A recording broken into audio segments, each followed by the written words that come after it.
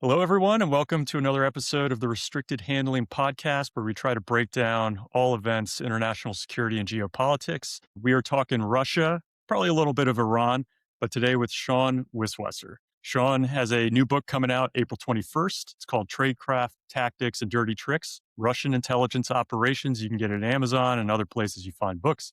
We're going to talk a lot about this today, also in the context of what's going on in Russia, Ukraine. Sean, I will allow him to introduce a little bit more of himself because he has served in some sensitive places. I want to make sure that we say it properly. The book has gone through the CIA review process, which is amazing. I got my hands on a galley copy in advance so I could prep for this. If you like this show, you're going to love this book. But I would and Sean, you correct me here, former CIA senior ops officer, former chief of station, almost 30 years in the national security space, lots of time overseas to include war zone time, but really with a heavy focus on Russian intel, counterintel, hybrid warfare tactics throughout several decades. It really pulls back the curtain on what goes on with Russian espionage and how it works historically, which is very cool, from the Chekists up to today. And there's a great chapter towards the end about how Russia prepared from an intel perspective to invade Ukraine, both 2014 and the more recent invasion with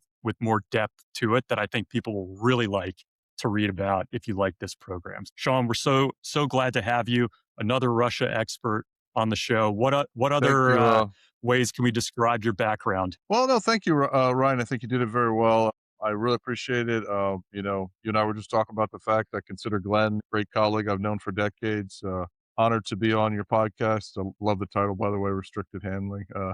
And I've been a listener for a long while now since you all stood up. So honored to be on your show. I think you captured it well. It is 3 decades now in national security. I retired in 2023. CIA allowed me to affiliate. There's some sort of restriction still on that. Well, we can say and not say, but I can say 28 years in the intelligence community, the vast majority of that time as a case officer of CIA. Honored to be a chief of station overseas, a chief of base, served in conflict zones. But I was a denied area specialist, as I talk about in the book. I focused a lot of my career on what I believe are some of our most professional and capable adversaries, the Russian intelligence services. They're also, in my opinion, the most corrupt in the world.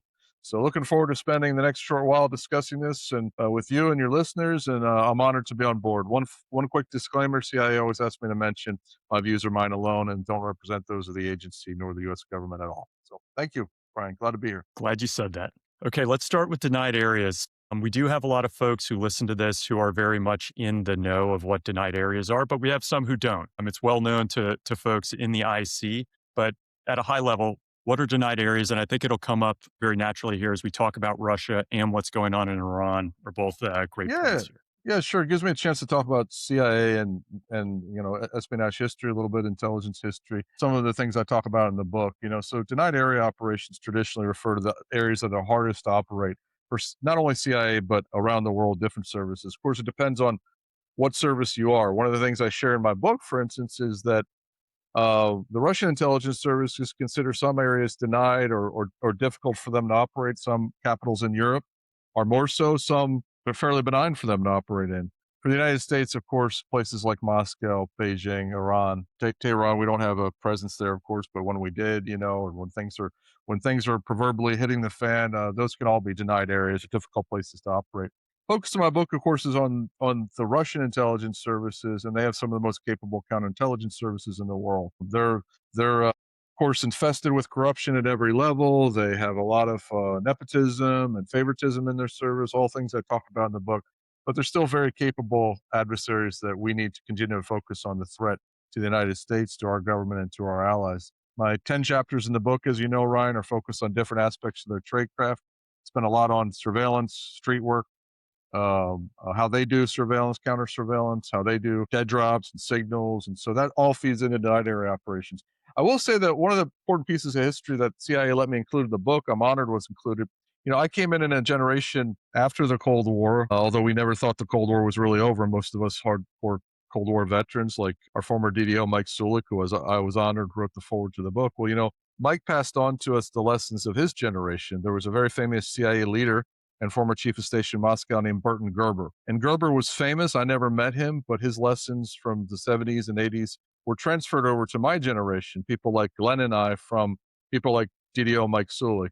And what Mike taught us straight from Burton Gerber's mouth was to say, listen, For CIA, there are no denied areas. We will operate everywhere that we're required to for the U.S. government and in order to go after our adversaries. So it was Gerber's way of saying, and I respect Mr. Gerber so much. He passed away sadly, like just last year, I believe. It was important for us to know we've got to operate everywhere in the world, so we have to use the highest levels of tradecraft to do it. So that's a little bit about denied area operations, a little bit about our history that I'm proud I was a small part of. And actually, I should say Burton Gerber was a professor of mine when I went to grad school at Georgetown. Awesome. You had him at And Georgetown. That's great. he Yeah, was awesome. so good, and Wow. it was when I had just started work at the agency, and so he would Awesome. talk to me about just trying to help pass stuff on to the next generation, and I remember him saying something similar to what you just described, but he was like, Yeah. we have these analysts and people who have to understand what's going on in different places, but I always told my stations and my team members, nobody will know more about this location than us. We're going to know it inside and out because that's our job for the American people. So what a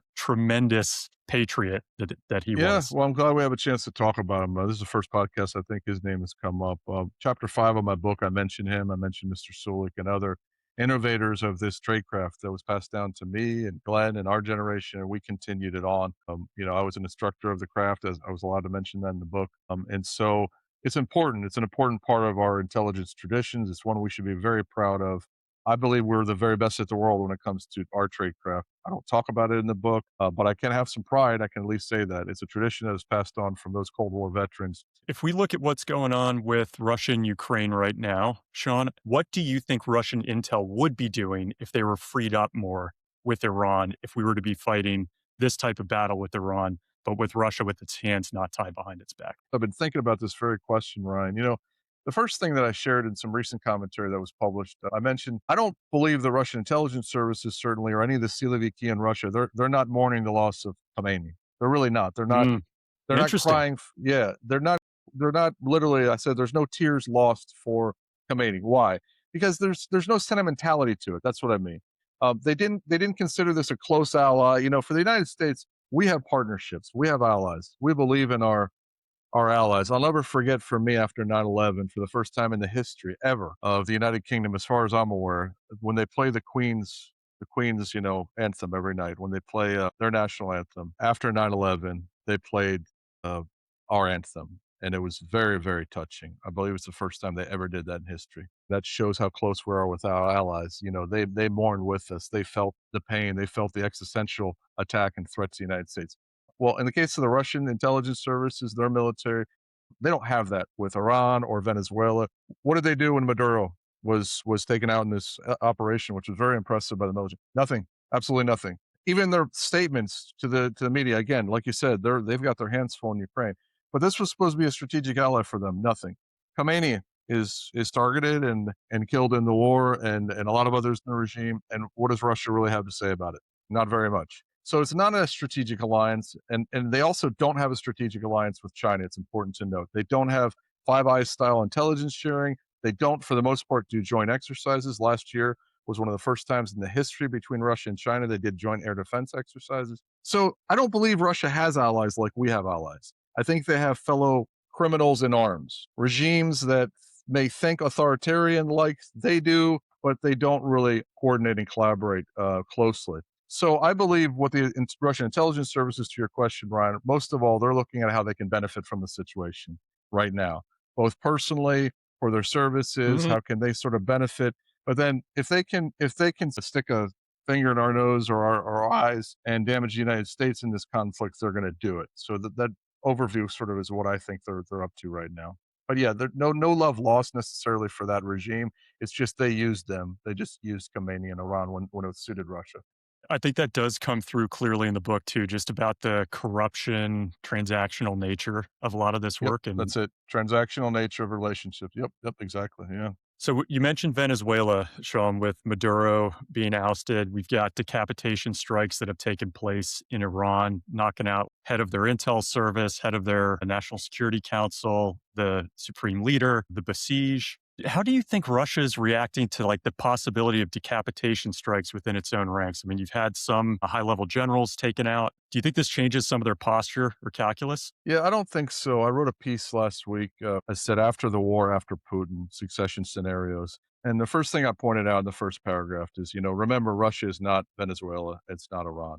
Unfortunately, Russia is a nuclear armed adversary with still a very capable military that's adapted very well to the Ukraine war. I wrote extensively from Air War College on the failures of Russian air power early in the war. Well, that was the first part of the Ukraine war story. Ryan, unfortunately and tragically for Ukraine, and for all of our allies in this fight with Ukraine, trying to assist Ukraine, we're not there actively fighting with the Ukrainians, although the Russians claim falsely we are. The Russian military has adapted tremendously well. So I don't think that there's ever any thought within Russia that they're concerned about decapitation strikes or they're seriously concerned about the regime falling because of the Ukraine war. More of a concern for Putin always is keeping his own population in check.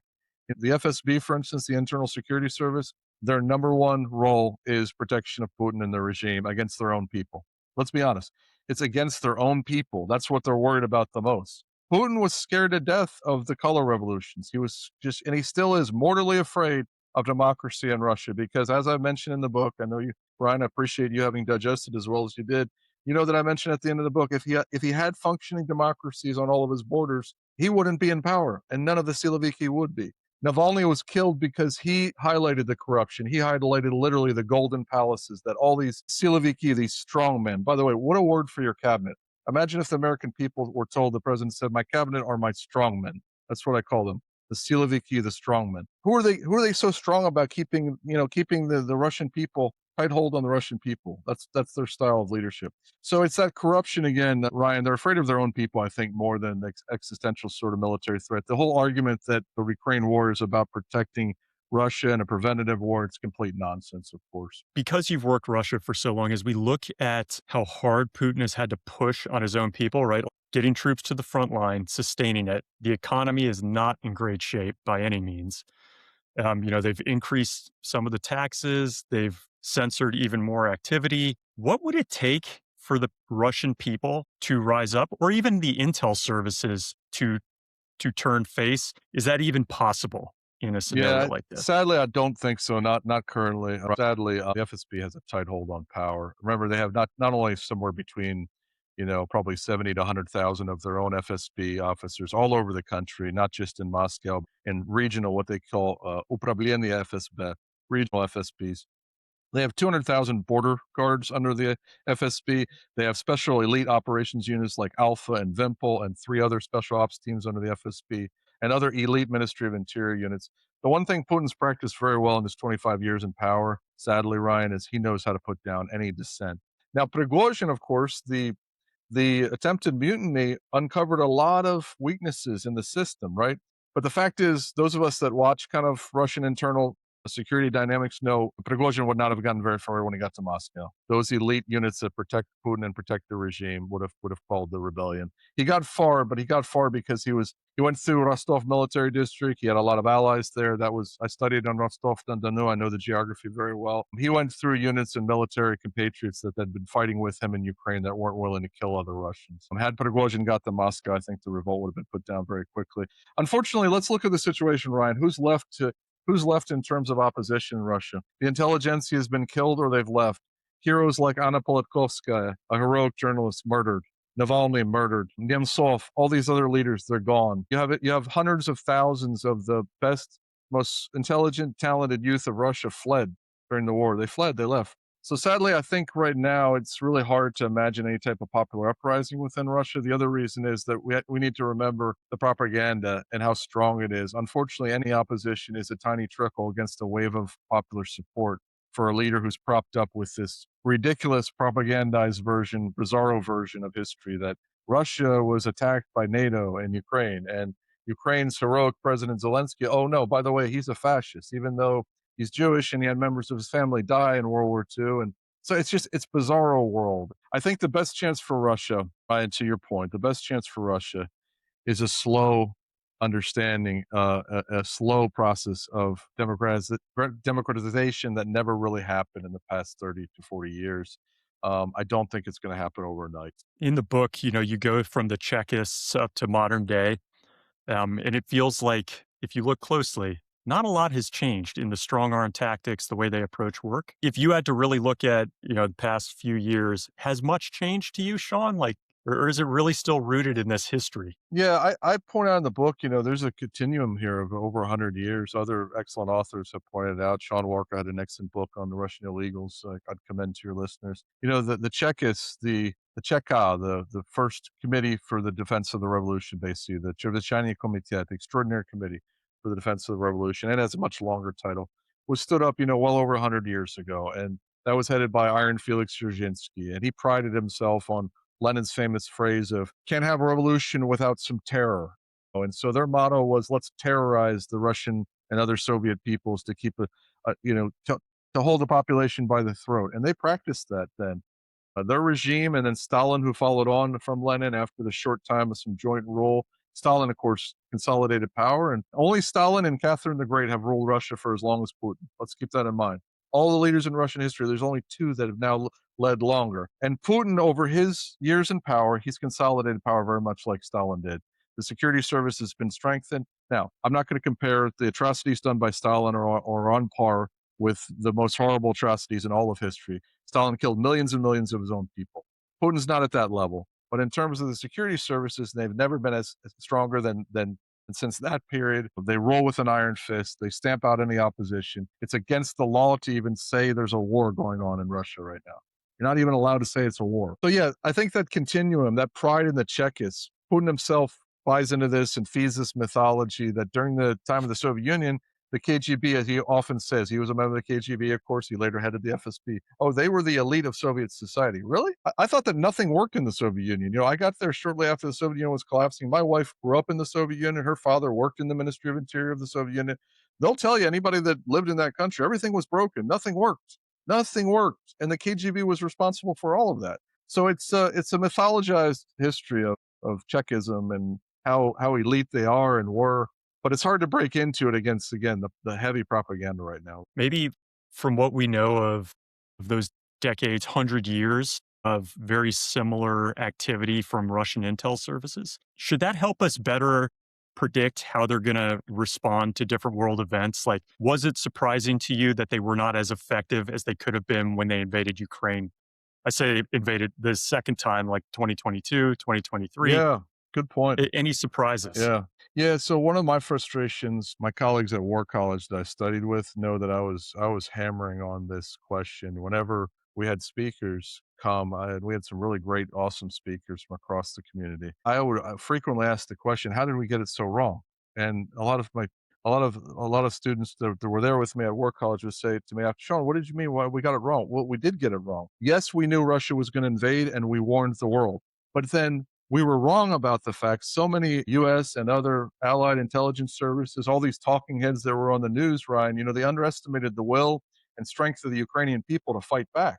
And so many, it's so easy to buy into our version of understanding sort of the great Soviet army, the Red Army, the now Russian Federation. Remember all those generals on TV constantly saying, "Now we're going to see them encircle Kiev very quickly. Within a couple days, within a couple weeks, this war is over." I think understanding history can also work against you in some ways. And I think, though, in the case of the intelligence services, a lot of their tactics, the tradecraft I focus in the book, they do repeat that tradecraft. They do use that over and over. It's not necessarily indicative or that we can use it to predict sort of political actions, because so much of that is dependent on Putin and his personality alone. I'm a believer. Many writers like Harding and Owen Matthews wrote great books, Overreach and the invasion in Ukraine. And they focused on the fact that, it was a very small circle probably that knew about the invasion and were planning it with Putin. Many soldiers, as we found out later, got to the front lines and were crossing the Ukrainian border and still thought it was an exercise. So I think in that type of regime where so much power is concentrated in such a small circle, Ryan,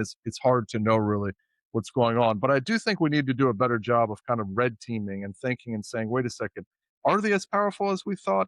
And then the flip side of that, Ryan, there's been a lot of really good writing recently by Rand and other groups saying, hey, just like we got it wrong in 2022 thinking the Russians would win, let's not underestimate their adaptability now. And this is something I've been writing on as well, some of my articles. They have adapted remarkably well. They've stood up an entire drone contingent to their armed forces, the unmanned systems troops, units like Rubicon. These are difficult questions, and I think we need more focus and more attention on it right now. Yeah, Yeah, I'd ask for your experience take on this intel problem, which you really nicely laid out. You could see it in Afghanistan, you could see it in Iran now, we saw it in Ukraine, which is this idea, even from us looking at Afghanistan, we didn't think it was going to fall the way it did when we pulled out. We thought there would be more resistance or somebody there to help sustain. Clearly got it wrong with Ukraine, or the Russians kind of misinterpreted, and then vice versa, the way you said it. I think in Iran, and it's still early days, a couple weeks in, more resistance than maybe some people anticipated. But from an intelligence perspective, how do you get enough sources in place to understand the will of people? Like, I don't know if that's an intelligence question you can solve. It seems like sure. such a Yep. hard one. Yeah, I think it shows, the importance of human intelligence, Yeah. Ryan, the field that you and I and Glenn, we all worked in together, and appreciate all of your service and everyone else who served.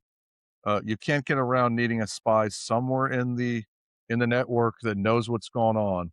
If you don't have somebody in that inner circle or access to that inner circle, how could you possibly understand the various machinations of people like Putin who are ruling with an iron hand and a very small group of his Siloviki, or Maduro for that matter, or Khomeini.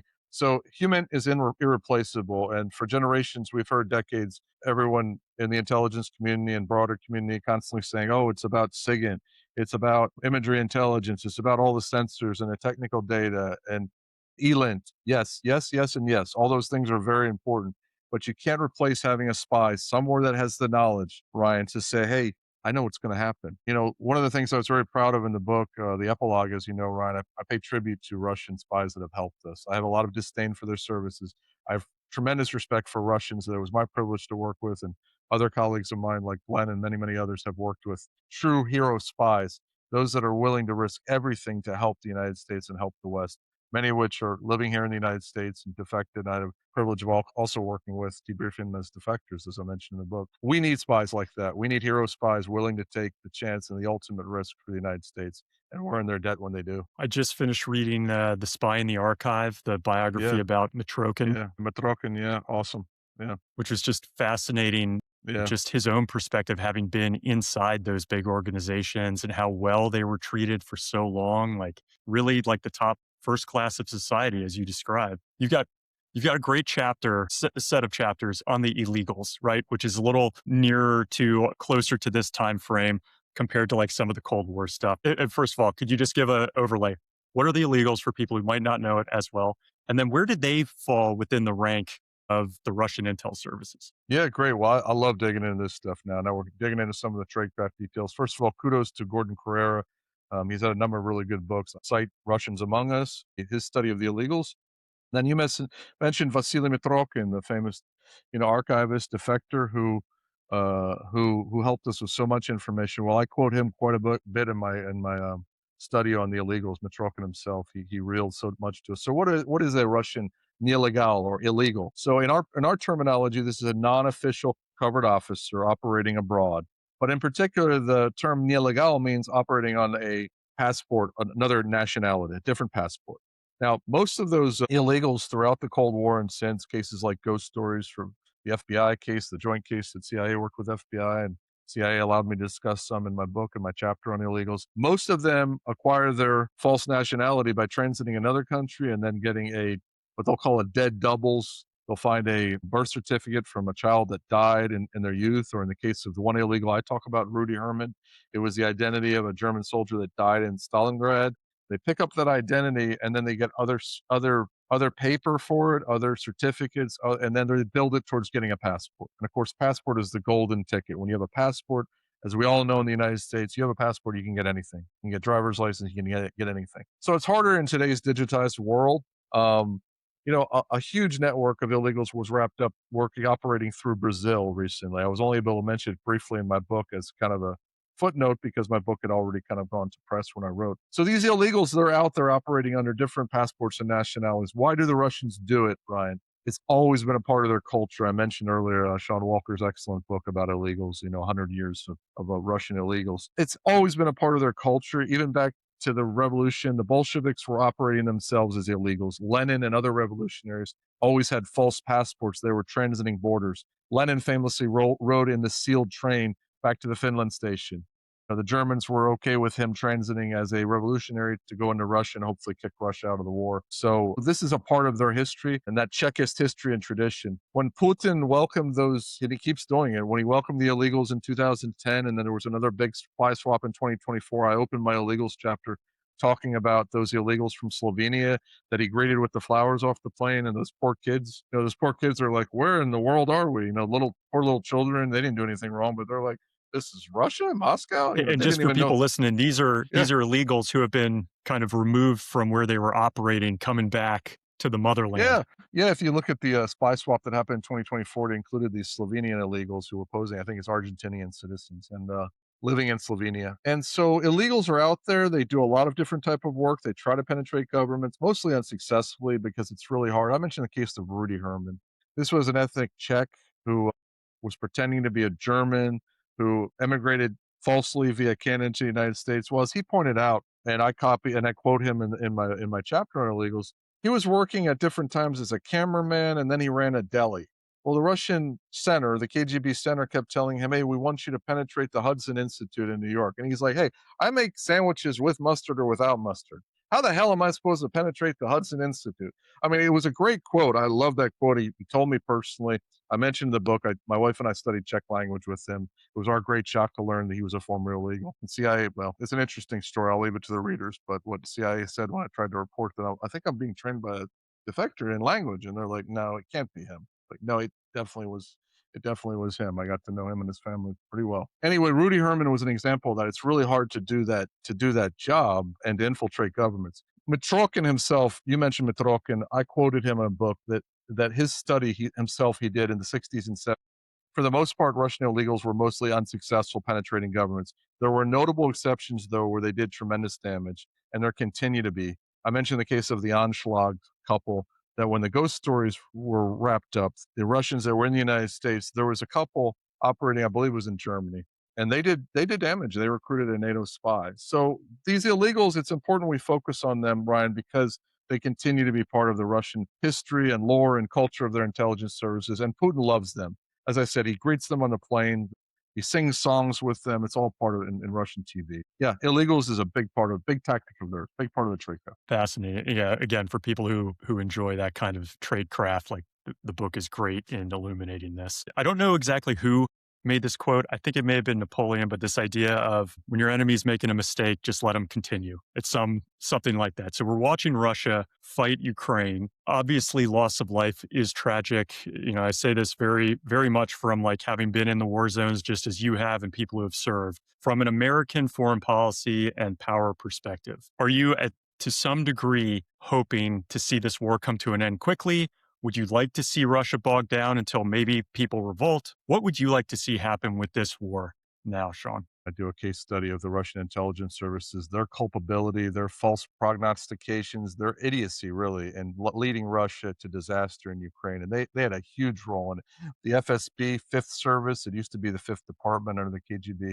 They're in charge of operational analysis for the president, Ryan. And I reported very convincingly, I believe, from open sources and even Russian bloggers that I quote. It's a well known fact even within Russia that the FSB Fifth Service had a huge role in leading their country and Putin into war. Now, it was his decision. He has to own it. He believed he had his historical imperative to destroy Ukraine because it never really existed, even though, as we all know, Ukraine and Kiev and the Rus existed well before Muscovy Rus, right? So Kiev and the Ukrainian identity, of course, predated the Russian identity, but none of that history matters to Putin. Listen, here's how I feel about it. This is also a historical imperative for us, the United States and our allies, Ryan. Nowhere in the world is the struggle for freedom and defending the rights of an individual people and an individual person to decide what they're going to do in the world and what they're going to do in terms of Ukrainian people's future. Nowhere is it more stark than in Ukraine right now. So we as a country that stands for freedom, we as the arsenal of democracy, we can't afford to sit this one out.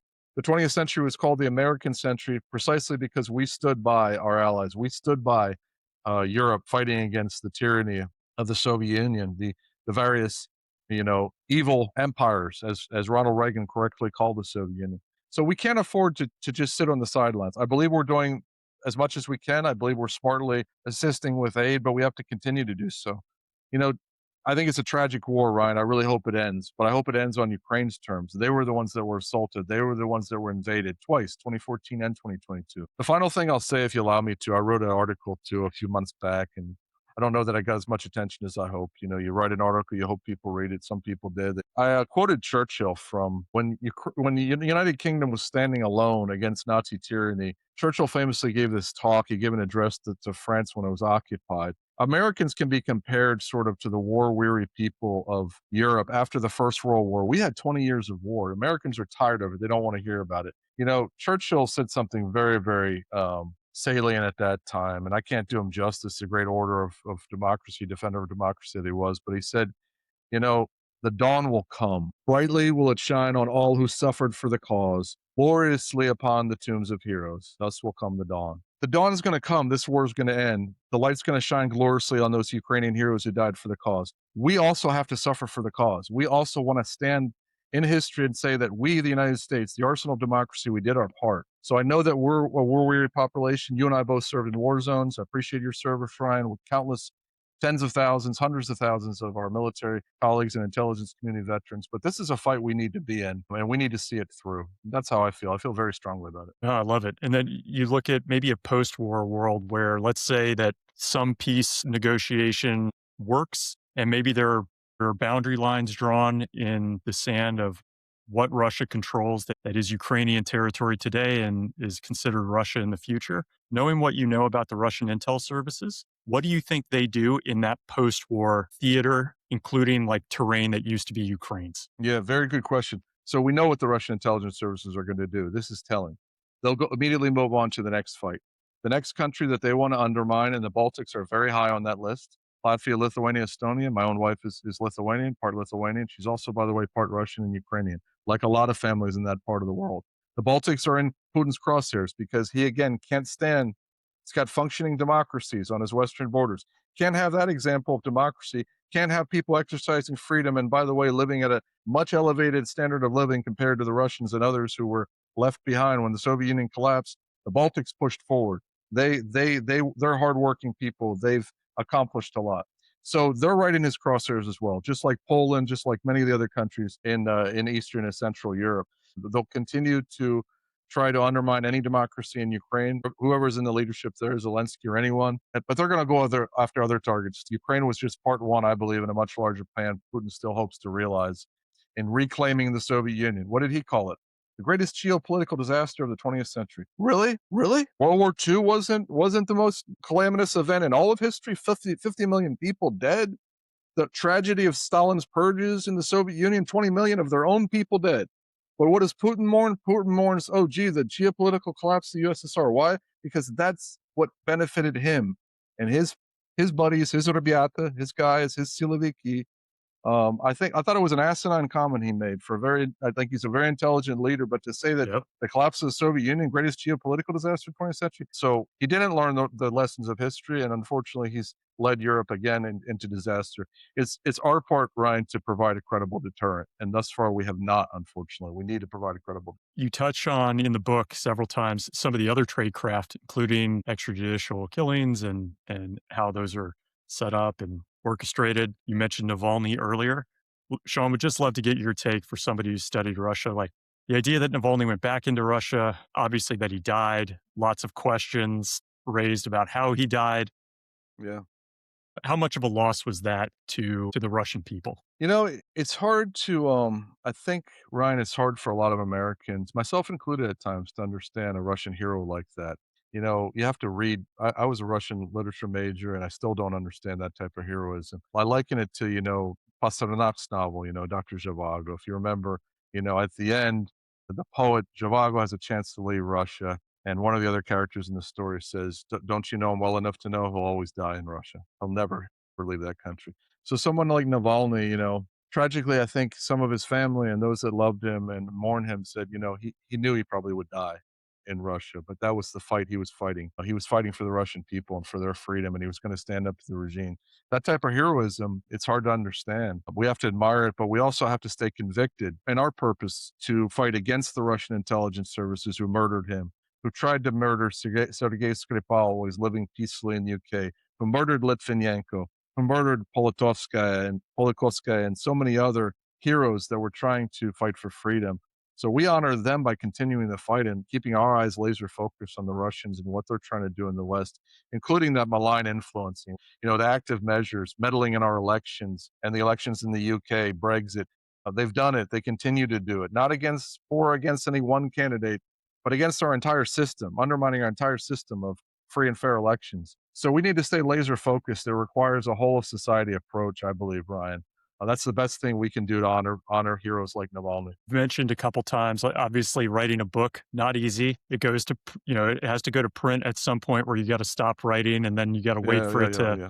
to come out and then get released. And there's all these timing factors and it takes time. Since you put the pen down on that, what are a couple of the things you wish you could have included in the book that have happened since that you think would have made, a few of the pages or a chapter here or there? Yeah, good point. Yeah, yeah. I finished the book about a year ago. You're very smart on the process, so Ryan. So since then, many of the things have proven true in terms of the sabotage campaign. I would have doubled that chapter.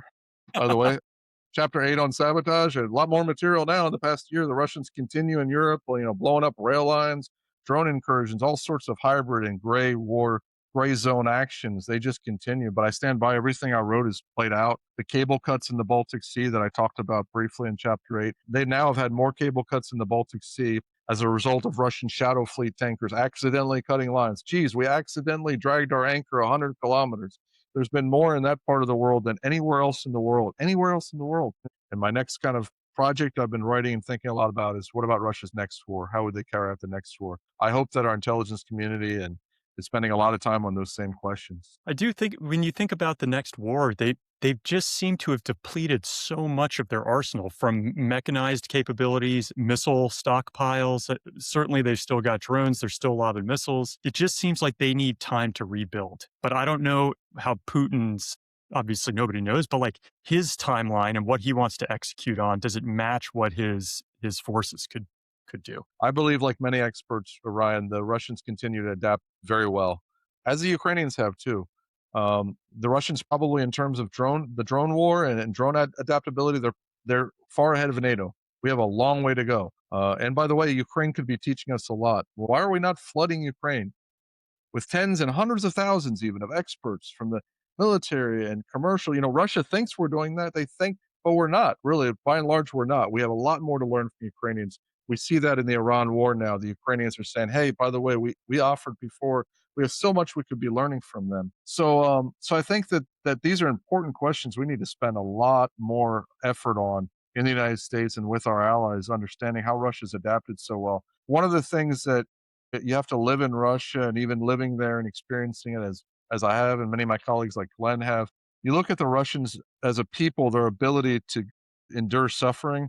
Ryan, it's hard to underestimate. My own wife, she had members of her family. Her great grandfather was executed by the SS, along with his son. Both of her grandfathers fought in World War II for the entirety of the war at the front. Her grandmother and grandfather met at the front. Her Russian and Ukrainian grandmother and grandfather on that side of the family. So in Russia, these stories endure. Everybody sort of has a story like that. And that's why, by the way, the narrative of replaying World War II in Russia has so much resonance, Ryan, is because it's still remembered now. The Russians have a saying, "Никто не забыт, ничто не забыто." No one is forgotten, nothing's forgotten. So Putin's played on that. He's played on it very well, the memories of World War II.